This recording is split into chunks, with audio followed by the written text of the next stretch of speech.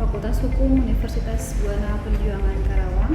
Perkenalkan, saya sendiri Ingrid Astrida, rekan saya bernama Lesmayati Eka, Muhammad Andika, dan Faisal Taufikur Rahman. Pada kesempatan kali ini, kita akan membahas tentang kebudayaan suku Sasak Lombok yang merupakan tugas kelompok dari mata kuliah Hukum Adat. Pembahasan kita kali ini mengenai kebudayaan suku Sasak Lombok yang terdiri dari sejarah suku Sasak Lombok itu sendiri serta kebudayaan suku Sasak Lombok itu sendiri yang terdiri dari tradisi suku Sasak Lombok, makanan suku Sasak Lombok, bahasa suku Sasak Lombok, rumah adat suku Sasak Lombok, pakaian suku Sasak Lombok, mata pencaharian suku Sasak Lombok, dan perkawinan adat suku Sasak Lombok itu sendiri. Baik, di sini saya akan menjelaskan tentang sejarah suku Sasak. Suku Sasak adalah suku bangsa yang mendiami Pulau Lombok dan menggunakan bahasa Sasak sebagai bahasa suku Sasak beragama Islam. Uniknya, pada sebagian kecil masyarakat suku Sasak terdapat praktik agama Islam yang agak berbeda dengan Islam pada umumnya, yakni Islam Wetu Telu. Tapi hanya berjumlah sekitar 1% yang melakukan praktik ibadah seperti ini.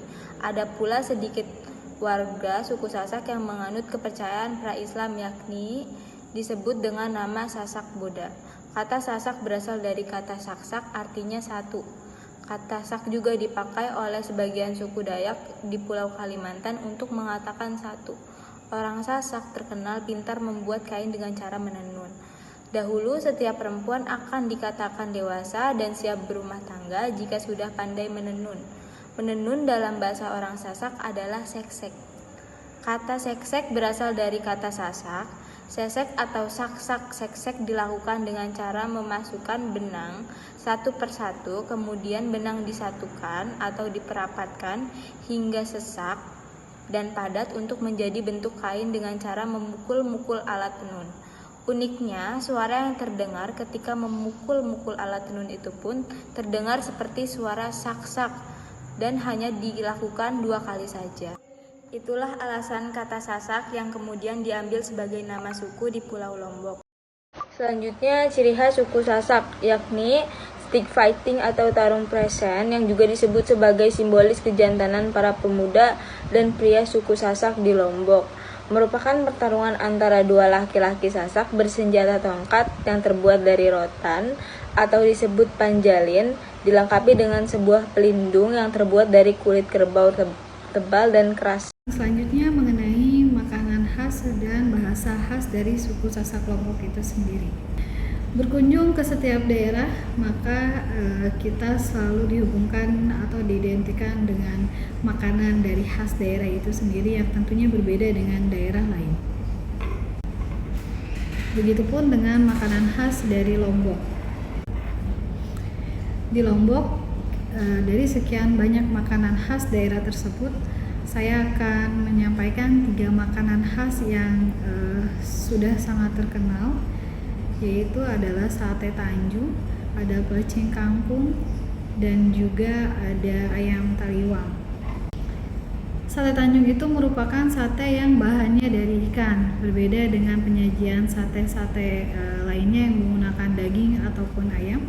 Maka di sini orang Lombok menggunakan sate dari bahan ikan yang dinamakan dengan sate Tanjung, dan biasanya hidangan ini selalu ada ketika upacara-upacara adat itu dilaksanakan. Pada prosesnya, sebelum dibakar, sate Tanjung itu sudah dilumuri dulu dan direndam dengan rempah-rempah khas dari suku Sasak Lombok itu sendiri.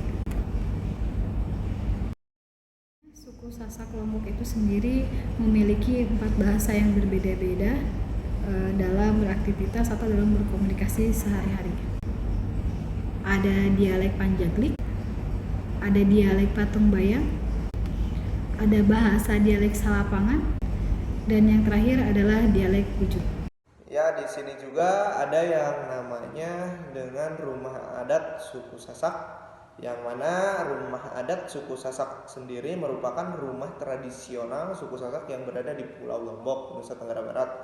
Rumah adat Sasak terdapat 2 jenis, yakni ada balai tani dan lumbung. Balai tani adalah bangunan yang dipergunakan sebagai tempat tinggal, dan lumbung adalah bangunan yang bisa digunakan sebagai tempat menyimpan padi hasil panen atau untuk menyimpan segala kebutuhan. Di sini juga terdapat proses pembuatan rumah suku Sasak. Yang dalam hal lain yang cukup menarik diperhatikan dari rumah suku Sasak sendiri adalah pola pembangunannya dalam membangun rumah. Orang Sasak menyesuaikan dengan kebutuhan keluarga maupun kelompoknya. Ruangannya dibagi menjadi inan bale, yaitu ruang induk, meliputi bale luar yaitu ruang tidur, dan bale dalam berupa tempat penyimpanan harta benda, ruang ibu melahirkan sekaligus ruang disemayamkannya jenazah sebelum dimakamkan.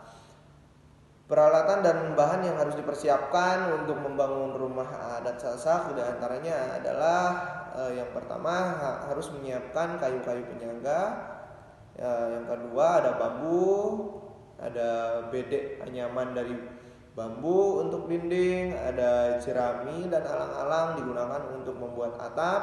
Ada juga yang paling unik yaitu dengan menggunakan kotoran kerbau atau kuda sebagai campuran untuk mengeraskan lantai.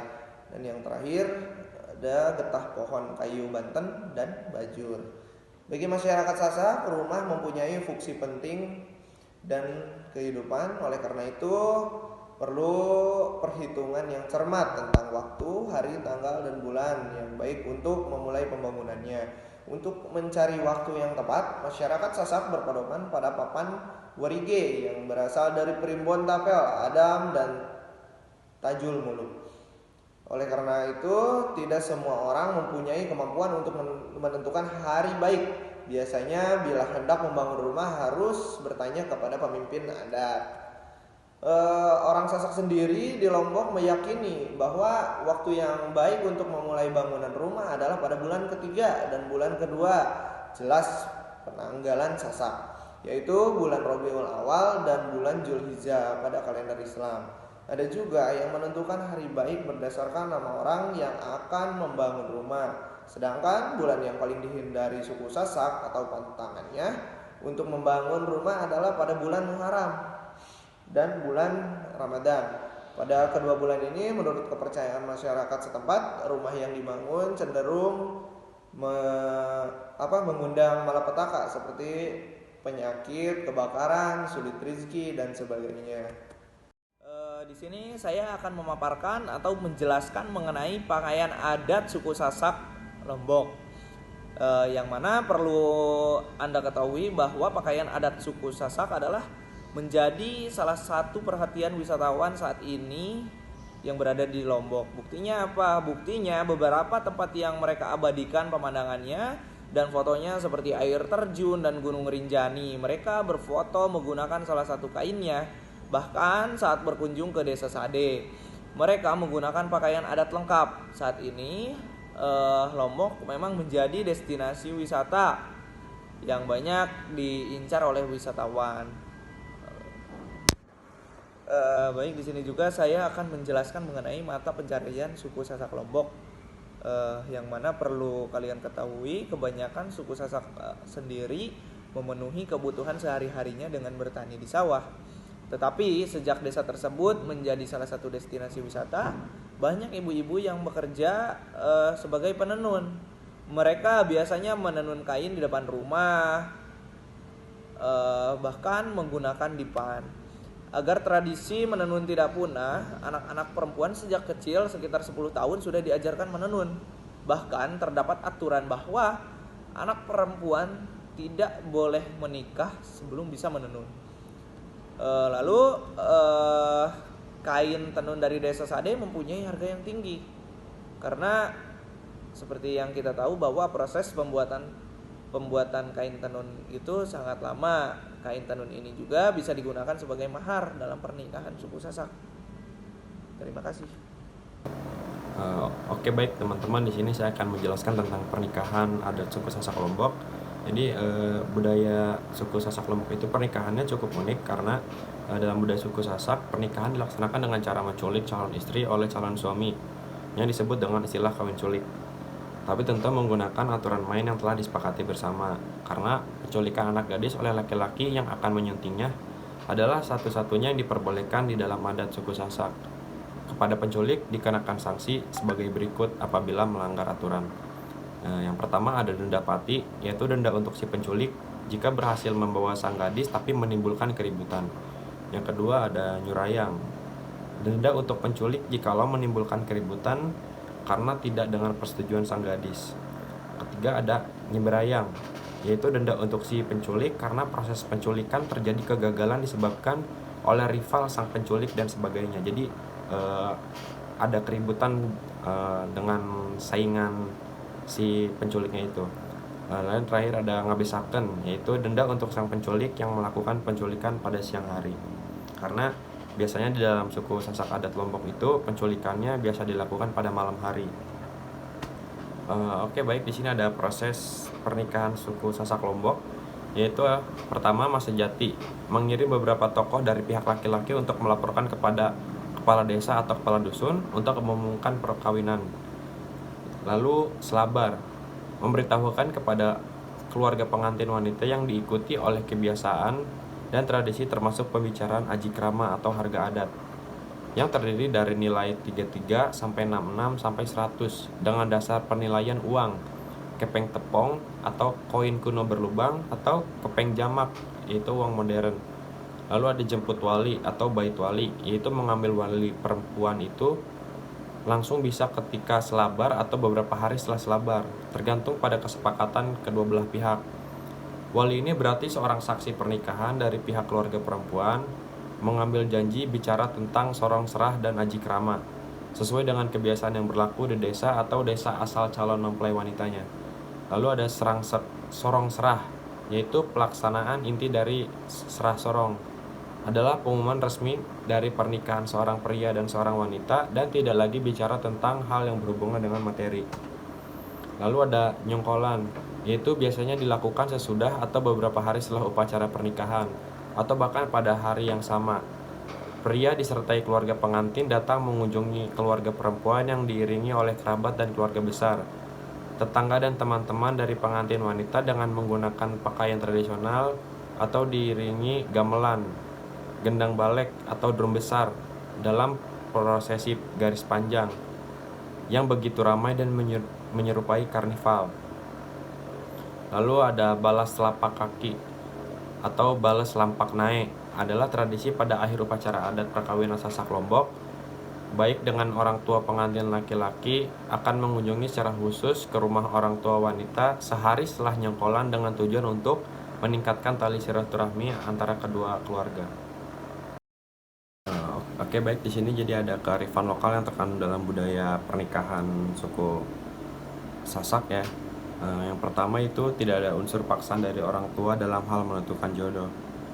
Jadi anak diberikan keleluasaan untuk memilih pilihan hatinya. Yang kedua, menunjukkan sifat kesatria dari pemuda Sasak yang akan melarikan seorang gadis, karena kesatrialah yang berani melakukan perbuatan penuh resiko ini. Lalu yang ketiga, membuat orang tua selalu menjaga anak gadisnya jika ia belum ingin anaknya menikah. Keempat, menghindari pergaulan bebas karena tidak boleh ada seorang pun di luar muhrim yang bisa membawa seorang gadis pergi berkencan. Yang kelima, yaitu masyarakat Sasak betul-betul menghargai tentang apa yang tidak boleh dilakukan terhadap apa yang belum menjadi haknya. Lalu di sini ada hukum yang ada di suku Sasak Lombok, yaitu hukum adat setelah perkawinan. Apabila keluarga baru terbentuk, maka keluarga tersebut tidak langsung menempati rumah sendiri. Ada 3 kemungkinan yang umum dalam hal menetap sesudah kawin, antara lain balai masak atau rumah sendiri. Balai masak merupakan rumah yang dibangun oleh suami sejak sebelum perkawinan. Rumah tersebut biasanya dibangun di samping rumah orang tua. Menempati rumah masak dipandang sebagai yang paling terhormat di dalam adat menetap sesudah perkawinan dalam adat Sasak. Lalu ada nyodok atau numpang. Nyodok merupakan numpang tinggal di rumah pihak wanita. Ini seringkali terjadi apabila perkawinan tidak didahului dengan persiapan perumahan. Dalam masa penumpang ini, baik si pengantin dan orang tuanya sudah mulai mengumpulkan bahan-bahan bangunan, dan apabila telah cukup, barulah dibangun rumah untuk kedua pengantin. Lalu ada nurun nina atau tinggal di rumah keluarga istri. artinya ikut istri. Si suami baik atas kemauannya sendiri atau kemauan istrinya tinggal di rumah ayah istrinya. Lalu ada aturan sopan santun dalam suku Sasak. Beberapa aturan sopan santun yang biasa dipergunakan oleh orang Sasak yaitu: pertama, jika ada orang tua atau orang lebih tua sedang duduk, maka yang lebih muda dilarang berdiri. Anak yang lebih muda berdiri di dekat orang tua yang sedang duduk, maka disebut najigar atau tidak sopan. Lalu yang kedua, orang Sasak dilarang memakai jari untuk menunjuk sesuatu karena dianggap tidak pantas. Yang ketiga, anak yang lebih tua harus berbicara dengan menggunakan bahasa yang lebih halus kepada orang tua, ya seperti pada umumnya ya. Lalu yang keempat, bila bertamu ke rumah yang lebih tua harus mengucapkan salam. Dalam hal pembagian warisan, sistem patriarki dianut dalam kebudayaan Sasak. Secara kekerabatan juga menempatkan anak laki-laki pada posisi yang lebih dalam pembagian warisan. Anak laki-laki mendapatkan jatah 2 kali dari jatah anak perempuan. Sistem pembagian warisan ini tampaknya dipengaruhi oleh aturan Islam. Lalu yang kedua, dalam hal meriahnya acara budaya dan agama, adanya saling membantu antara yang punya hajatan dengan yang tidak dengan sumbangan semampunya. Jadi mereka bisa dibilang saling bergotong royong. Lalu hukum waris adat Sasak mengharuskan bahwa wanita Sasak tidak mempunyai hak untuk mewarisi harta orang tuanya. Anak laki-laki 2 bagian warisan dan perempuan 1 bagian waris. Jika tidak ada anak laki-laki, maka semua warisan tersebut jatuh kepada anak perempuan. Untuk membagi warisan, masyarakat menyerahkan segala urusan pembagiannya pada tuan guru, pemimpin agama Islam di desa di Sasak. Namun tidak jarang pula sengketa waris diselesaikan oleh pengadilan agama dan diselesaikan dengan hukum Islam. Baik, mungkin cukup sekian pemaparan materi mengenai kebudayaan suku Sasak Lombok dari kelompok kami. Saya akhiri. Wassalamualaikum warahmatullahi wabarakatuh.